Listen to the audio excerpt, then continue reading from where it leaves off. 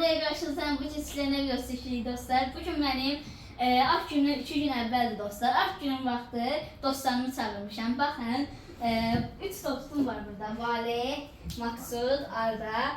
Bunlar mənimlə bir yerdə gəldilər, oturdular evimizə, söhbət elədilər. Əla bir çay içdik, toz kəsdik, oynadık, kəsəcəyik. Gördünüz ki, onlar da mənə hədiyyə alıblar. Maksudun hədiyyəsini göstərim dostlar. Görün nə boyda şeydir dostlar. Puzzle alıb mənə, sağ olsun. Əladır, 1000 dənəlidir dostlar. Ondan sonra qum saatı alıb. Baxın. Maksud göstərim.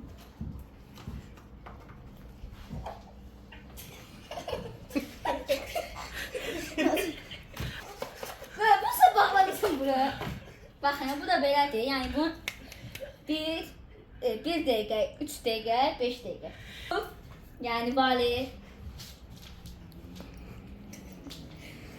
Mənim Messi sevdiyimə görə burada qalıb. Bununla bitmir.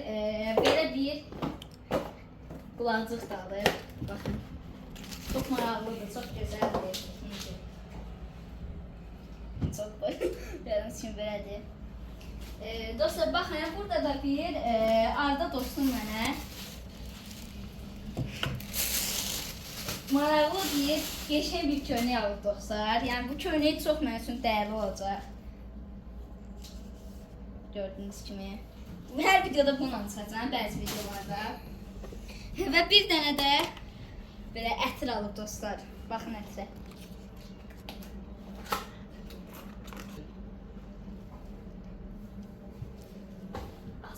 Bir dənə bıraq dostlar var. Əladır dostlar. Sağ sağ olsun. Maksud Vali sağ olsunlar. Ak gün mübarək bayramla alasan 100 yaşına. Sağ ol, çox Ak gün mübarək, 100 il yaşayasan. İnşallah gələn illərə. Ak günün mübarək. Neçə illərə? Neçə illərə? Dostlar, gördüyünüz kimi belədir. Sağ olun, salamat qalın. Bu günlük bu qədər görüşən qədər. Vali.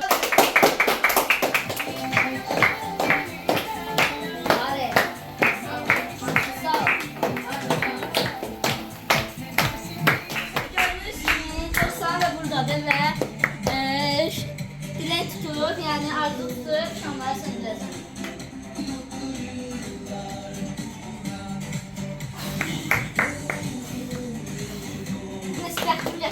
Salam.